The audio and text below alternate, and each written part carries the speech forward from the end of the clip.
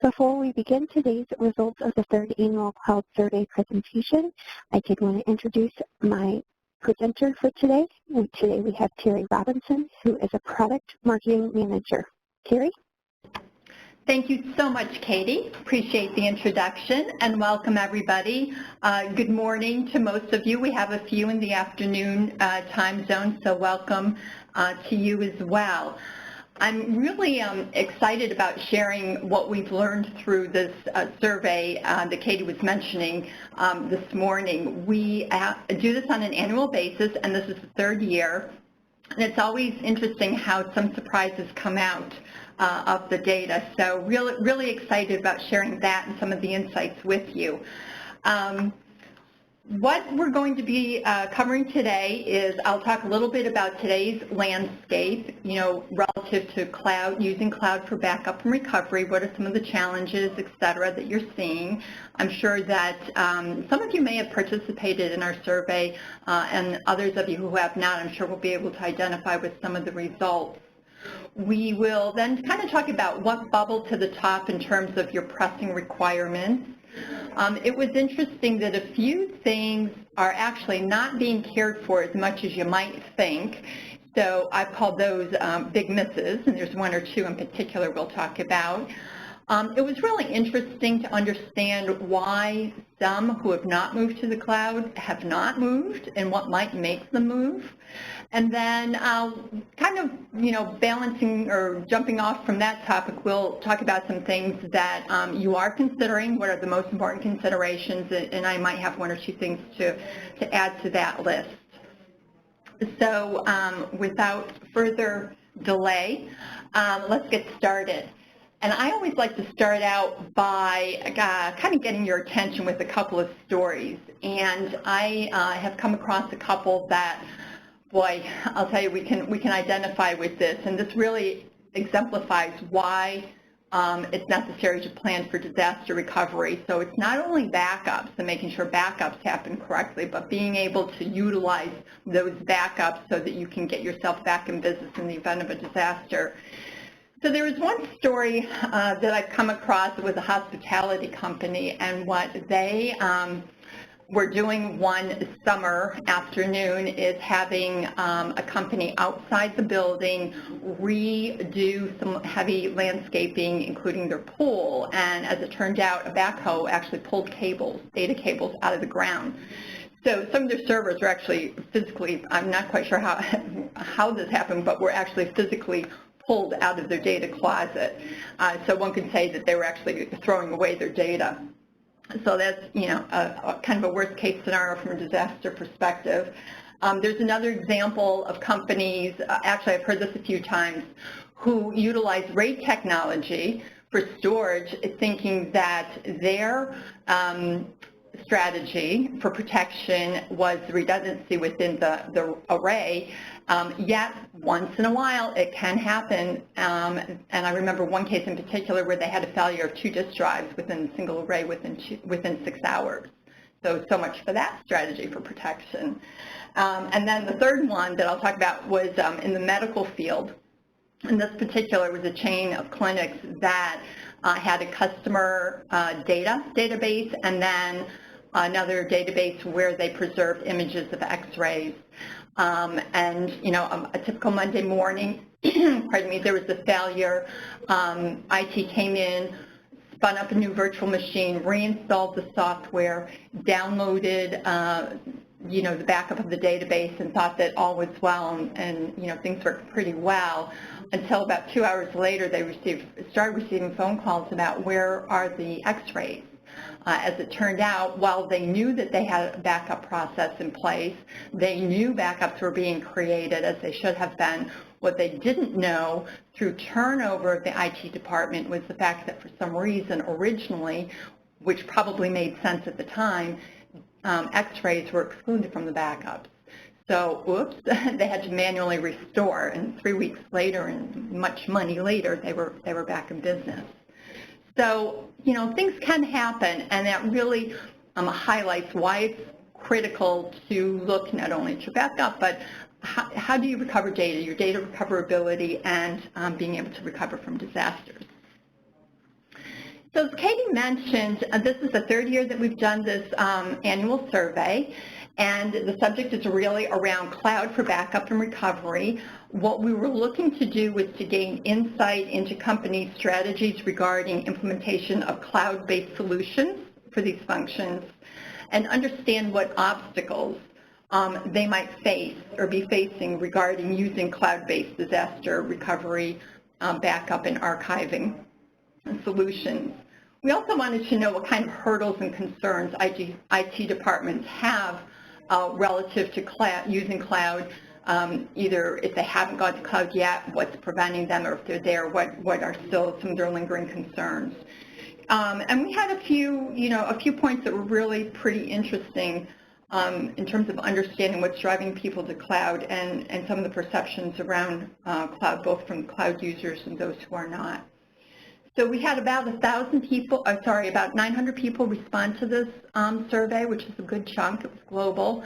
I don't have data on industries that were represented per user or size of the enterprise, so I didn't slice the data that way. But what I did do was I looked at cloud versus non-cloud users. And in cases where it's interesting, either that there's no distinction or interesting differences, I will point that out. So let's start by taking a look at what it is that you're protecting and, how is that changing or not changing. So first and foremost, what we've learned is the fact that the vast majority of you are protecting mixed environments. That's not changing. We don't have any indication that that will change. The majority are still mixed. Relative to physical servers, about a little over 70% are running Microsoft Windows servers, and then roughly a third have Linux. There were a handful of other variations of Unix servers, AIX, Solaris, and so on. And then in terms of the virtual servers, about 60% of those of you running virtual servers had VMware, and then roughly a quarter were running Hyper-V from Microsoft. And again, there were a handful of others, such as from Citrix and whatnot. The numbers definitely add up to well more than 100% because, as I indicated, there were multiple responses from many of the enterprises. The other thing that I don't have here on the chart, but I think it's worth mentioning, is roughly 10% of you are also protecting things that you're procuring through some sort of a service, so a subscription service. So whether it's a server that you're obtaining through infrastructure as a service or a software application data coming out of software as a service. Don't think that just because you're subscribing to something that's a service like that, that it's being protected and cared for on your behalf. So unless you verify that, you're probably responsible for protecting that yourself. So we did see roughly 10% of you were doing that. So how many are using cloud at this point in time for backup and recovery? And it turned out roughly half were, roughly half weren't. And of those who were, what kind of model have you deployed? And as you can see here, a bit more than a half who have used cloud, are using cloud, are using a private cloud, and certainly under half are using public. And then again, multiple answers were allowed, and we found that roughly a third of you are using some combination or some sort of a hybrid architecture. When we take a look at the public clouds in use, what vendors, which hyperscale clouds are being utilized, and Amazon was definitely a strong contender here. About 30% of you are using AWS. The one that is growing and surprised me that it had grown so much is Microsoft Azure. Also came in at 30% of our respondents. Those two were followed in third place by Google, and then followed from there with roughly the same amount using Rackspace, VMware, or IBM. We then wanted to understand how much data are you responsible for protecting. And I did distinguish cloud from non-cloud users here. And a couple of interesting things about the results here. One is, certainly there's a whole lot of you that are responsible for 10 terabytes or less to be protected. And that's not too surprising. But a couple of things that I felt were a bit of a surprise is there really was no distinction in terms of the amount of data between cloud users and non-cloud users in terms of what you're responsible for protecting. The other thing I thought was interesting was way over on the other side of the chart, the large amounts of data. Roughly 11% of the respondents are responsible for protecting over 100 terabytes of data, which is huge, which is an absolutely phenomenal amount. So we dug a little bit into the footprint, the data footprint, and what's happening around that. And not too surprising, roughly half indicated one of their top challenges is excessive, what they called excessive data growth. And there's a few reasons cited for that. One is, we're continuing to move more and more into being a digital economy. More and more of our transactions are online to start with, so that generates data. We also found an impact of regulations and compliance requirements. We'll talk about this in a couple of minutes, but one of the major impacts of additional regulations, specifically in the areas of healthcare and finance, are the long-term retention requirements. It's not uncommon to mandate retention of patient data, for instance, for at least 7 years.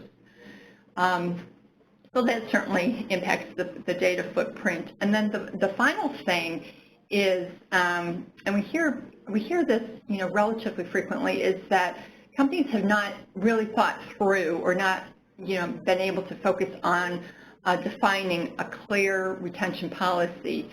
So in that case, then everything tends to get protected and easily accessible, quickly accessible. And sometimes what happens is, as a result, is storage capacity is filled to the maximum, and when something does need to be cleaned up, it's done, on a rather quick, less thought out process, which sometimes can lead to its own issues. One of the additional impacts of increased footprint and the size of the footprint is around backup windows. So obviously, the more data you have, the longer it could take to back it up. But the other side that makes this an even pressing challenge is the fact that operationally, we're seeing backup windows shrinking. And I thought that was kind of interesting. Over a quarter of you indicated that over the past year, the amount of time that you have to do backups is actually declining. So taking a look at regulations and compliance, 57% responded that they have requirements that are affecting the amount and length of time for which they do long-term retention. And I wanted to dig into that a little bit to see if there is any distinction between cloud users and those who have not started using cloud. So in terms of, is regulation driving your long-term requirements a key requirement for you? In other words, is one of the top 2 or 3 things that you have to care for. More cloud users responded yes than non-cloud, 60% versus 40%. In terms of citing, is it a top challenge, something that really challenges you to do? Cloud, again, more cloud users slightly than non-cloud users said, yes, it is a top challenge. It's hard for me to do. I'm really focusing on achieving that. And then we wanted to understand, if you think about, wow, more cloud users are seeing it as a requirement and a challenge, is that potentially a driver for people who have adopted cloud for backup and retention and recovery? And it looks like, roughly 28%, it was a key driver.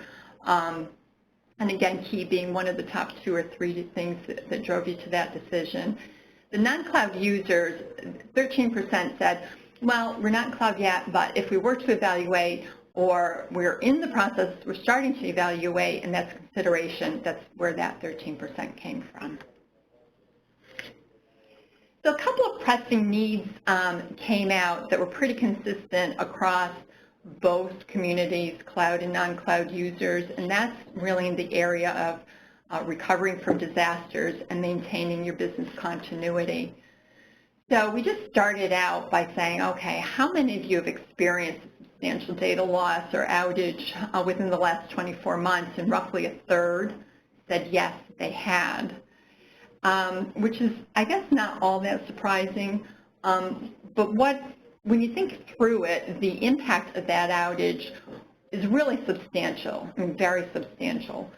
So there's a number of reports that have, cited what the cost and the impact, the financial impact of those outages are. And one of them that I like to cite, because it's a big number and it grabs your attention, is the one where 3,300 IT professionals were interviewed, and it was found that over the prior 12 months, and this is even a couple of years ago, so it's probably more now, but in the prior 12 months, the total losses amounted to $1.7 trillion, which is just humongous. And there's a number of other studies that take a look at, what is the cost of downtime per hour, in the various industries and whatnot. And we kind of aggregated a number of them and concluded that the range, and these are still big numbers, their per hour the range is $90,000 to $300,000 US dollars per hour as the result of outages. And then the long-term impacts, even beyond the cost, the per hour cost can be pretty devastating as well. So clearly this is something that needs to be protected against. And one of the statistics that I'll cite here came from FEMA a year ago, when they reported that they had seen that that the majority of businesses, in fact, that they've seen have an outage within a catastrophic outage, I should say, typically go out of business within 2 years. So that's I don't have the specific statistic on how many of them, but they cited that many of them do. So clearly, being able to recover from a disaster, recover that data is crucial. So no surprise, people are concerned about it. Of all of the respondents, cloud and non-cloud users, 37% indicated that they were very concerned about recoverability of data. It's one of their top challenges that they need to address. And then if we look specifically at the clouds, they said half of them had said that this was actually one of their key drivers, when selecting a cloud service or vendor, how easily and how quickly am I able to recover that data. And this is an area that Unitrends in particular has been focusing on, making sure that we're able to support that requirement. If we take a look at non-cloud users, they too said, yeah, if we are evaluating cloud vendors, we would look not only at the ability to retrieve data, but how quickly could we do that? Because time to recovery definitely is a key factor. So clearly, business continuity, for all the reasons that we just kind of went over, is crucial, and it really remains a challenge. So it goes back to what I said at the beginning here. Backup is important, and it's being able to recover and resume business as a result of doing those backups properly that we need to care for. So taking a look at the cloud versus non-cloud users, as you can see here, about 10% more of the non-cloud users said that business continuity remains a challenge. One might be able to conclude that those who have moved to the cloud might have a little bit more peace of mind, thinking that they are addressing at least a portion of their business continuity requirements through utilization of those cloud services. And looking at this particular chart, these represent the key drivers for those who have already adopted cloud. And the business continuity item is first and foremost with 60%. Then after that was, utilizing it for storage, making my operations more efficient. And then I'm also going to call your attention down to the last item on the chart, the long-term retention. While it may look like that was not that key of a factor or a driver for people going to cloud, if you think back to what the prior discussion we had, that it was 2/3 of the cloud adopters who cited long-term retention for compliance as one of their main reasons for going to cloud, then about half of them said it was like one of the absolute main reasons. A key element of disaster recovery is timing, and we dug into that in a little bit of detail and found out that of the cloud users, they had 76% of them had critical applications, at least one critical application that needed to be back online within 4 hours. That was their business objective. And then as we took a look at what is the actual, what's the recovery time actual of those critical applications, this is definitely an outage. Only 36% had said that they were able to recover from that outage within 4 hours. And 33% required more than that. There were a number that hadn't had this experience, so they didn't respond to this question. But the important point here is that only about a third were able to recover in less than 4 hours, which is their business requirement. So taking a look again at some of the top purchasing criteria, what did they actually, when they were comparing cloud services side by side, those who have adopted, what was it that they really used to evaluate the different options? Cost of capacity came out a slight number one, and not a surprise, budgets are reality. Capacity is measured differently by different cloud offers, so I urge you to really understand that as you're taking a look at cloud vendors. Sometimes it's the data footprint in the cloud. In fact, most frequently, that's the basis of the charge. Others, such as Unitrends, don't do it that way. We charge you on the basis of what you're protecting, how much you're protecting. And since you typically have more than one copy of what you're protecting in the cloud with your monthly, daily, weekly backups, it's less expensive to go that direction. So cost of capacity, how that's measured is key. Security, definitely a factor. This was less of a factor than last year, and I think that's because enterprises are starting to understand that those in the cloud business understand security, are caring for it. In fact, in many times, they're probably more secure than independent data centers of enterprises. Definitely something to look at from an encryption perspective, though, as well as protection, access control, how do people get into the cloud and so on. And then the third key purchase thing that we did talk about previously was data recovery. How quickly can I do it, and what are the costs of doing it? So before we leave the cloud users and start talking about those who haven't gone there yet, let's take a look at how they're utilizing cloud. Just basic backup, number one, backup storage. And then right after that, and this is increased a bit from last year, is the disaster recovery capability. And then long-term archives, also on the upswing, again, required because of regulations that are hitting some of the industries pretty hard. And then the one thing that has declined year over year is use of cloud for file sync and share. Just did not, come up as strongly as it had in the past, though it is still being used by roughly a third of the users. So one of the things I do want to talk about that is missing is what we refer to as recovery assurance, and that's the testing to make sure that your recovered processes operate as you plan them to, and that they occur within the right amount of time. And one of those elements is, as we look at recovery assurance and testing our recovery processes, and can I get back into business after a disaster? One of the number one things to think about, obviously, is what disaster recovery site will I use? This was a surprise, the response to this particular question. And these are the cloud users.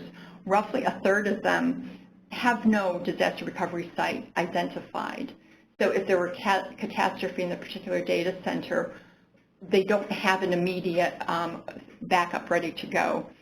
And then kind of on the heels of that, down at the bottom of this chart, roughly a third also are depending on either co-locating something, a different storage array as an example, in the same data center, or utilizing one of their data centers at a different site. So there's still some question in terms of the stability around that particular option, or the viability, I should say, around that option as a disaster recovery site.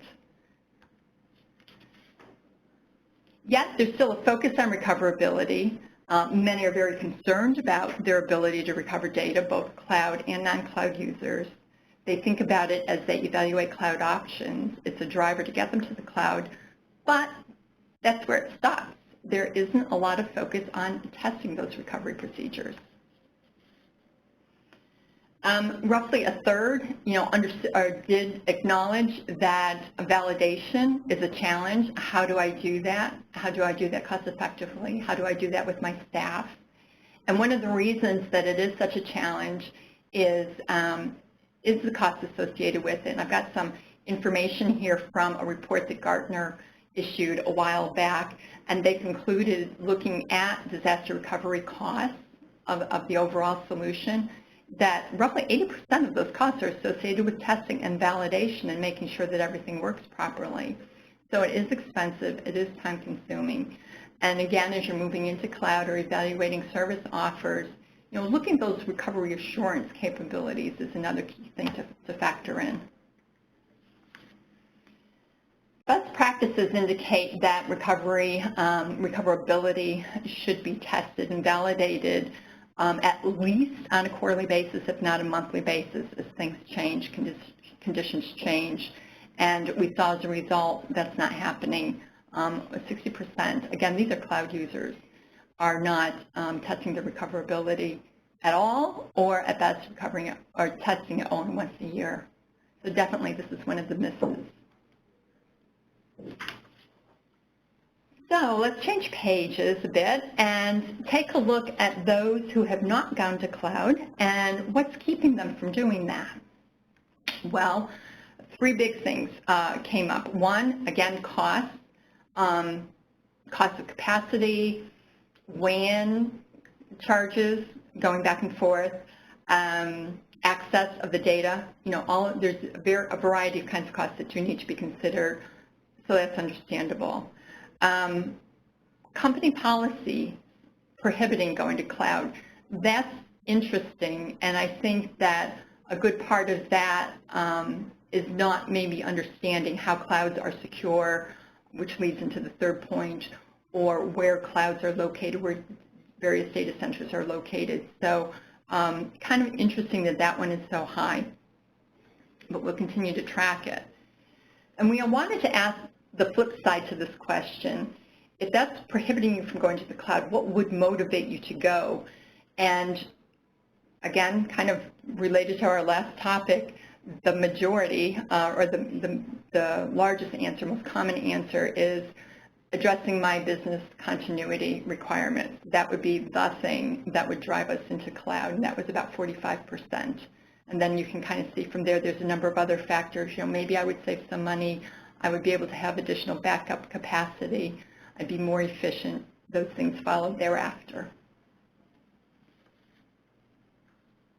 So what should be considered when looking at cloud services? And I've talked about people not using cloud, going to cloud. One of the other factors that came out is that many who are in cloud now plan to extend their use of it.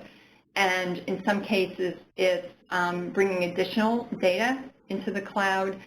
In some cases, it's using it for additional functionality. So for instance, there are some who are using it for backup now who are planning to extend to disaster recovery, or some who are utilizing it for disaster recovery and maybe some data recovery, but are really starting to think about utilizing recovery assurance services over the top of it.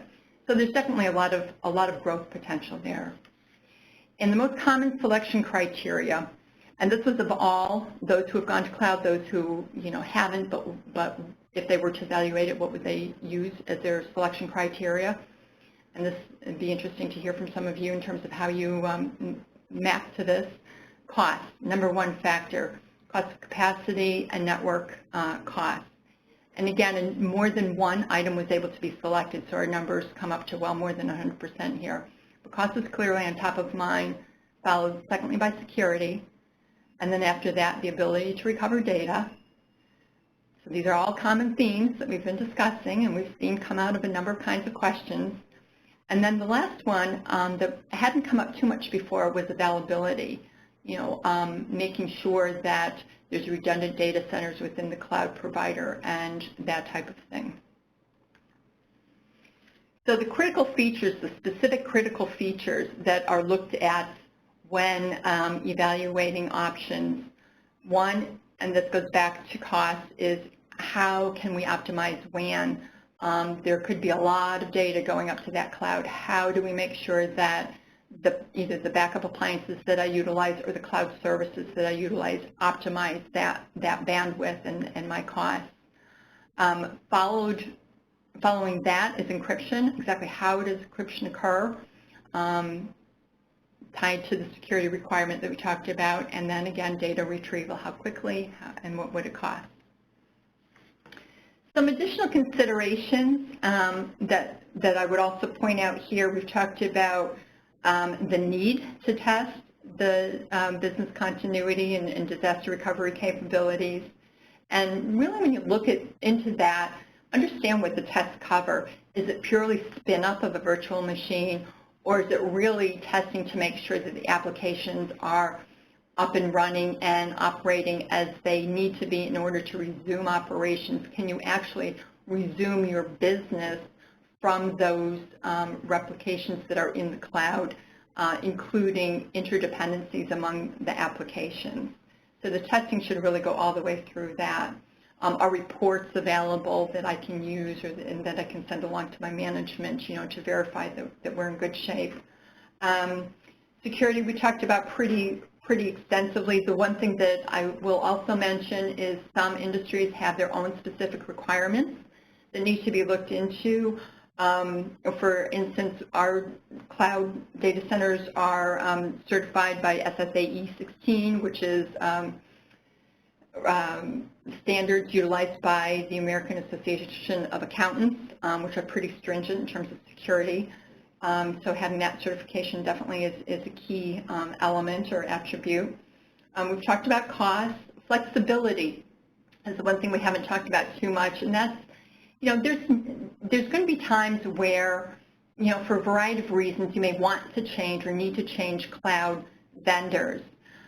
You may merge with another company. You may outgrow something. You may be able to have a better business arrangement. So going into cloud, understand how easy it is to move your archives from one to another. Some are better suited to support that than others. What's the reputation of the cloud vendor? How long have they been established? What kinds of support do they offer you? And then finally, what type of service level agreements are available? This goes both in terms of availability, in terms of where's your data stored.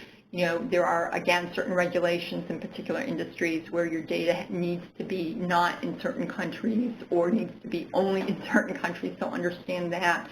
And then a really critical SLA is relative to recovery. For example, Unitrends offers 1 hour SLA for recovery of critical systems with our disaster recovery as a service offer to ensure that you get back into business. So understand what those recovery SLAs might be. So kind of reaching our conclusion point here, yeah, the surveys show that there's key requirements being addressed through cloud, using it for backup storage capacity, increasing use of it for long-term retention driven by regulation, being able to recover data in the event of an outage, and starting to be more of an increased use of it for actual business continuity and disaster recovery.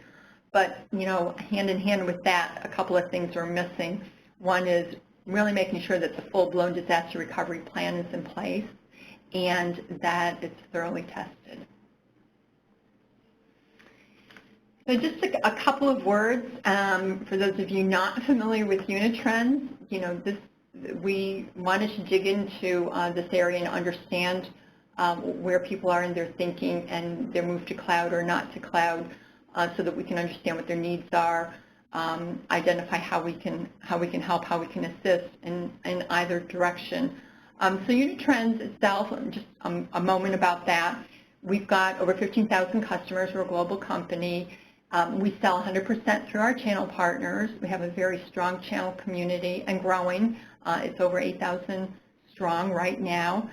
And between Unitrends and our channel partners, we're very excited about the fact that we have a consistent 98% customer satisfaction rating that we're very proud of. We offer our own cloud service that is worldwide as well. We have a number of data centers spread across the world. You can see on the map here. And the amount of data that we have managed is growing. When this slide was put together, which wasn't too terribly long ago, it was over 30 petabytes, which is a huge amount of data, and like I said, growing. So what we offer is the Connected Continuity platform, and this platform delivers comprehensive capabilities from backup and recovery all the way up through business continuity and disaster recovery. And we really work hard to understand our customers' needs and protect their ideas, especially as we're moving more and more into this increasingly digital world that I talked about at the beginning of this presentation. And our capabilities are delivered by our all-in-one appliances, physical and virtual appliances, the Unitrends cloud, and then our disaster recovery as a service offers, which span from planning all the way through to site failover and recovery assurance and testing capabilities. This is a snapshot of some of the things that go into that platform. We have the Unitrends Forever Cloud, which really focuses on long-term retention. We have a pricing model that I talked about a bit ago that really supports that and is unique in the industry. Our disaster recovery as a service focuses on providing rapid spin-up of critical applications, both virtual and physical workloads. And again, we focus on a 1-hour SLA for those critical applications. Those are the applications you deem to be critical. We focus on recovery assurance and testing to make sure things operate as planned. And we also have an offer that we refer to as Boomerang, which works tightly with Amazon Cloud now and is a way of kind of providing a backup into that cloud and having elastic capability and capacity as required. And then kind of the basis of all of the platform and these various services are our appliances, both physical and virtual. The physical appliances is the Recovery Series model. There's 14 of those. You can see the range here. And on the virtual side, it's referred to as the Unitrends Enterprise Backup, and we have 5 editions of that. The two platforms here, physical and virtual, have consistent capabilities. They're all in one and very flexible. Each one protects both physical and virtual servers, a variety of them. In fact, it's well over 220 different kinds of servers and applications are covered by our appliances. So quite flexible, all-in-one types of solutions. So we're working to really redefine what recovery is and recovery assurance for the digital world. And I urge you to check us out on our website and get in touch. Let us know how we can help you. On that note, Katie, I am going to take a breath and hand it back over to you. All right. Well, we have quite a few questions already in our queue today. If you're trying to ask us a question and aren't sure how to ask us, just look for the icon with a question mark and submit your question to all panelists so that we can answer those questions as quickly as possible. Our first question today is, in your analysis, what remains the largest concern of enterprises who have begun to use cloud for backup and recovery? Yeah, so I think two things really jumped out at me in that one. One is, still a concern about security. And but that is declining a bit year over year, and I think that as people understand how a particular cloud offer is secured, that's starting to address that concern. And then data recovery was another thing that jumped out, and it was mostly around being confident in the recovery, or that recovery assurance capability. So I think people are feeling pretty comfortable about being able to bring data back, pieces of data back when they need it, but it's that real business recovery still tends to be a challenge.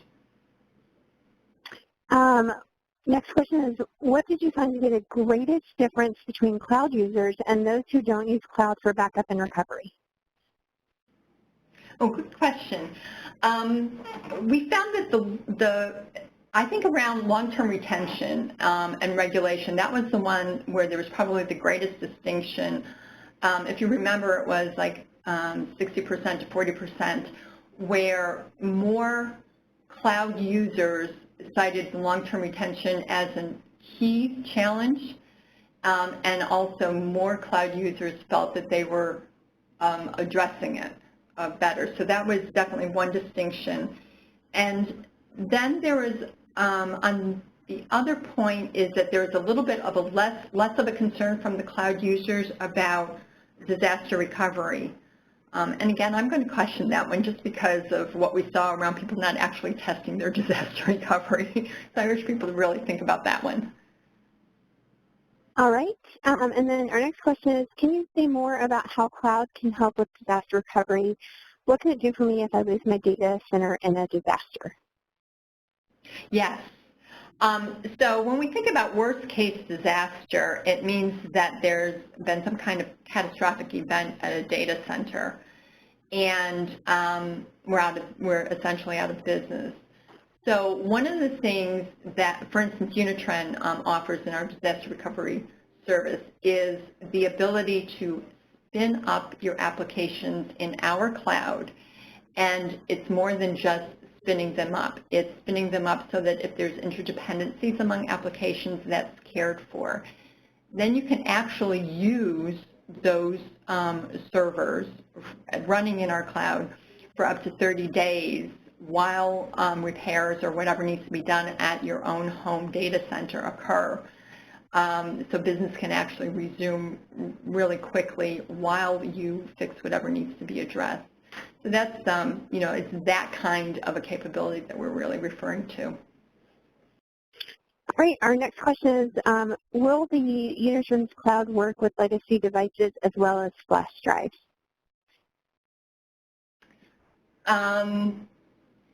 By legacy devices, Katie, I think he's asking if there's an interoperability issue between our cloud and our older appliances, and I think as long as you're up to date on your OS updates and your support, I think that should not be an issue. But we'll make sure that somebody follows up with you to answer that. Yeah, if it's what you just interpreted, then it would not be an issue. But I would like to follow up to make sure we understand. Great. Yeah. And then this looks like it's going to be our final question, unless somebody is holding on to a question out there. Will Unitrends conduct this survey next year? I anticipate we will.